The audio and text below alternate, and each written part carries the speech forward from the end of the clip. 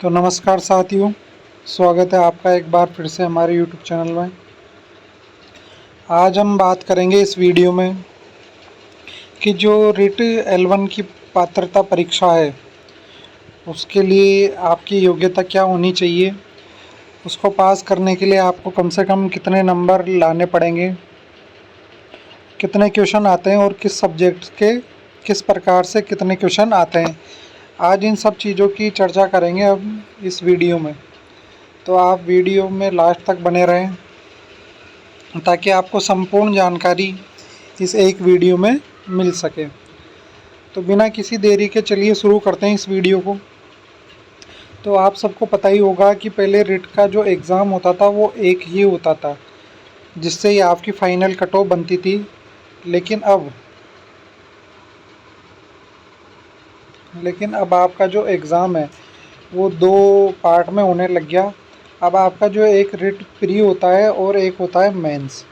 क्या होता है, एक तो होता है रिट प्री और एक होता है मेंस। जो रिट प्री है उसको पात्रता परीक्षा कहा जाता है। क्या कहा जाता है, उसको कहा जाता है पात्रता परीक्षा। अब आपको ये पास करना ज़रूरी हो गई। तो इसे पास करने के लिए आपको एग्ज़ाम में कितने क्वेश्चन देखने को मिलेंगे। तो जो रिट की पात्रता परीक्षा होती है उसमें आपके 150 क्वेश्चन आते हैं। ये 150 क्वेश्चन वही हैं जो आप पहले रिट का एग्ज़ाम देते थे ना, वही 150 क्वेश्चन है। उसी को रिट पात्रता या प्री का नाम दे दिया गया है। तो चलिए आज इस पर डिस्कस करेंगे कि जो 150 क्वेश्चन है उनमें डिवाइडेशन किस प्रकार है और लेवल 1 का एग्ज़ाम कौन कौन दे सकते हैं। तो देखते हैं। तो जो लेवल 1 के लिए योग्यता है वो आपके कि आपके न्यूनतम 50% अंकों के साथ, कम से कम 50% के साथ आपकी माध्यमिक अर्थात सीनियर सेकेंडरी पास होनी चाहिए। और उसके साथ 2 वर्ष का जो 2 साल का डिप्लोमा होता है, जिसे अपने राजस्थान में BSTC कहा जाता है और जहाँ जिसे जो भी नाम से जाना जाता हो, वो इसके लिए कंपलसरी योग्यता है कि एक तो हो गया आपके 12th में कम से कम 50% होना चाहिए और आपका 2 साल का डिप्लोमा, जिसे राजस्थान में तो BSTC कहा जाता है, वो आपके कंप्लीट होना चाहिए। तो ये लेवल 1 का एग्ज़ाम देने के लिए आपकी एलिजिबिलिटी हो गई। इसके बाद देखते हैं अपन कि जो आपका एग्ज़ाम होता है उसमें 150 क्वेश्चन आते हैं। तो उनमें प्रश्नों का डिवाइडेशन किस प्रकार होता है। तो जो आपके लेवल 1 का एग्ज़ाम है उसमें 150 क्वेश्चन आएंगे और आपको 2.5 घंटे का समय मिलेगा। तो 150 क्वेश्चन में जो आपके 30 प्रश्न आते हैं वो तो आते हैं आपके बाल विकास एवं शिक्षण विधि अर्थात साइकोलॉजी के, और हर क्वेश्चन आता है वो आता है 1 नंबर का। और 30 क्वेश्चन आएंगे आपके लैंग्वेज के, फर्स्ट लैंग्वेज के, अर्थात आपको 2 लैंग्वेज चूज़ करनी पड़ेगी। जैसे आप अगर फर्स्ट लैंग्वेज हिंदी चूज़ कर लेते हैं तो फर्स्ट लैंग्वेज में आपके 30 क्वेश्चन आएंगे हिंदी के। और अगर आप सेकंड लैंग्वेज हिंदी, अंग्रेजी, संस्कृत इनमें से कुछ चूज़ करते हैं तो आपके 30 क्वेश्चन आएंगे सेकंड लैंग्वेज के। इस प्रकार कुल मिलाकर आपके क्वेश्चन हो जाएंगे 60। तो ये 30 साइकोलॉजी के, 30 फर्स्ट लैंग्वेज के और 30 हो जाएंगे सेकंड लैंग्वेज के। ये हो गए आपके 90 क्वेश्चन। इसके बाद जो आपके 60 क्वेश्चन होंगे उसमें से 30 तो आएंगे आपके गणित के और 30 क्वेश्चन आएंगे आपके पर्यावरण अध्ययन से रिलेटेड। तो इनमें इनकी शिक्षण विधियाँ अर्थात टीचिंग मेथड के भी क्वेश्चन आते हैं। 30 पूरे गणित के नहीं आएंगे, कम से कम 10-15 क्वेश्चन आएंगे आपके गणित के, जो सामान्य गणित होती है उसके, और 10-15 क्वेश्चन आएंगे उसके टीचिंग मेथड्स के। इसी प्रकार पर्यावरण अध्ययन अर्थात जनरल साइंस के 15 से 20 क्वेश्चन आते हैं और 10 क्वेश्चन आएंगे आपके टीचिंग मेथड अर्थात शिक्षण विधियों के। तो इस प्रकार आपका जो 150 क्वेश्चन का जो पेपर होगा उसका डिवाइडेशन कुछ इस प्रकार होगा, जो आपको समझ में आ गया होगा कि 30 तो हो जाएंगे साइकोलॉजी के, 30 हो जाएंगे फर्स्ट लैंग्वेज के, 30 हो जाएंगे सेकंड लैंग्वेज के, 30 क्वेश्चन हो जाएंगे आपके गणित के और 30 हो जाएंगे आपके पर्यावरण अध्ययन के। इस प्रकार आपका कुल जो पेपर होगा वो होगा 150 क्वेश्चन का। हर क्वेश्चन 1 नंबर का होगा, तो टोटल नंबर हो गए आपके 150। अब आपको रिट पात्रता परीक्षा पास करने के लिए 150 में से कम कितने नंबर लाने पड़े। तो जो सामान्य वर्ग के विद्यार्थी हैं उनको 60% का मतलब है कि जो आपके 150 नंबर का पेपर होगा तो उसका 60% होता है कि कम से कम आपको 90 क्वेश्चन तो सही करने पड़ेंगे पात्रता के एग्ज़ाम में, तभी आपका पात्रता एग्ज़ाम होगा वो पास माना जाएगा। और इसके अलावा SC ST OBC EWS को 55%, इसका मतलब लगभग आपको 82.5 क्वेश्चन आपको सही करने पड़ेंगे।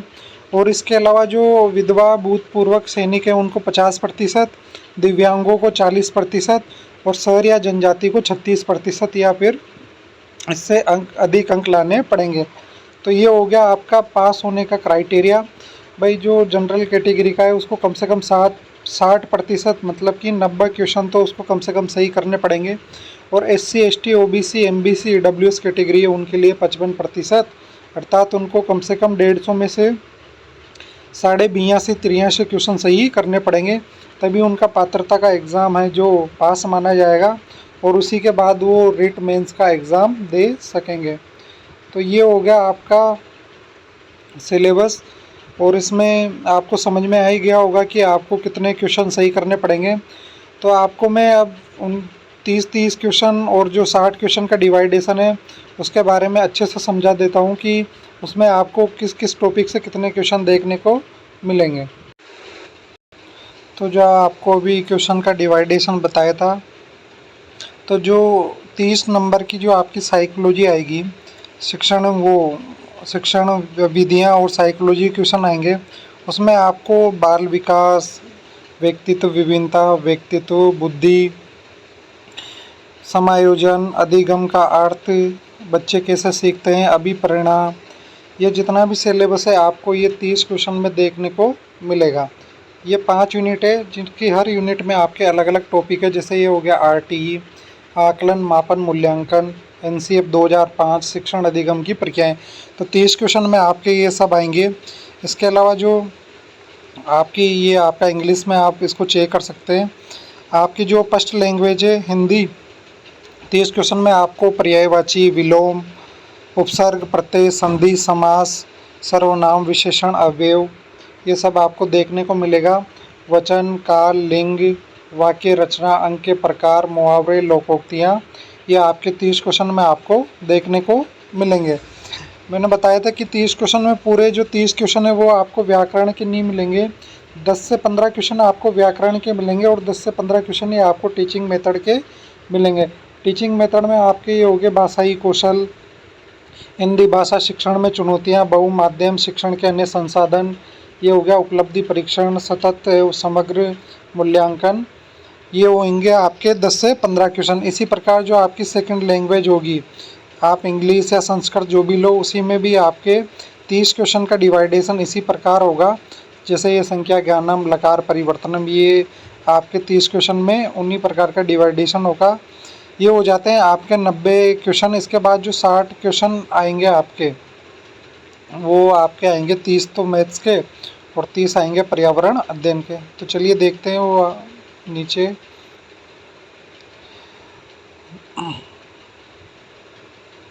तो ये सब अलग अलग लैंग्वेज के हैं, जो अपने हिसाब से अपने अकॉर्डिंग लैंग्वेज चूज़ करते हैं उनके अनुसार हैं। ये आपके इंग्लिश में हो गया। ये हो गया आपके 30 क्वेश्चन गणित के। तो गणित का जो 30 क्वेश्चन का डिवाइडेशन है वो कुछ इस प्रकार है कि पूर्ण संख्याएं, स्थानीय मान, जोड़ बाकी अर्थात बोर्ड मास से रिलेटेड, भिन्न के हो गए आपके अभाज्य गुणनखंड वगैरह, औसत, लाभ, हानि, सरल ब्याज, मतलब कि जो 30 क्वेश्चन है उसमें से 10 से 15 क्वेश्चन तो आपके सिंपल मैथ्स के आएंगे और 10 से 15 क्वेश्चन आएंगे वो आपके आएंगे गणित के टीचिंग मेथड के, जिसमें जैसे गणित की प्रकृति हो गई, गणित की महत्ता, गणित की भाषा, सामुदायिक गणित, शिक्षण की समस्याएं, त्रुटि विश्लेषण आदि। तो 10 से 15 क्वेश्चन इसके हो जाएंगे। इसी प्रकार जो 30 क्वेश्चन बचे हैं उसमें आपके पर्यावरण अध्ययन आएगी। पर्यावरण अध्ययन में आप देख सकते हैं परिवार, व्यवसाय, परिवहन, संचार, हमारी सभ्यता, सजीव जगत, मतलब थोड़े बहुत साइंस के क्वेश्चन भी आएंगे, बाकी अधिकतर होंगे जो आपके एनवायरनमेंट से रिलेटेड होंगे, पृथ्वी, हमारे आसपास का भूगोल। तो ये हो गए आपके 30 क्वेश्चन। तो आई होप आपको समझ में आ ही गया होगा कि जो 150 क्वेश्चन का डिवाइडेशन है वो कैसे किया गया है। 30 साइकोलॉजी के, 30 फर्स्ट लैंग्वेज के, 30 आपके सेकंड लैंग्वेज के और 60 क्वेश्चन हो जाएंगे, वो जाएंगे आपके सब्जेक्ट के। तो आई होप दोस्तों आपको वीडियो पसंद आया होगा और सिलेबस आपको अच्छे से समझ में आ गया होगा। तो आज के वीडियो के लिए बस इतना ही है। मिलते हैं नेक्स्ट वीडियो में, जिसमें अपन बात करेंगे लेवल सेकंड का जो सिलेबस होगा उसके बारे में। धन्यवाद, थैंक यू।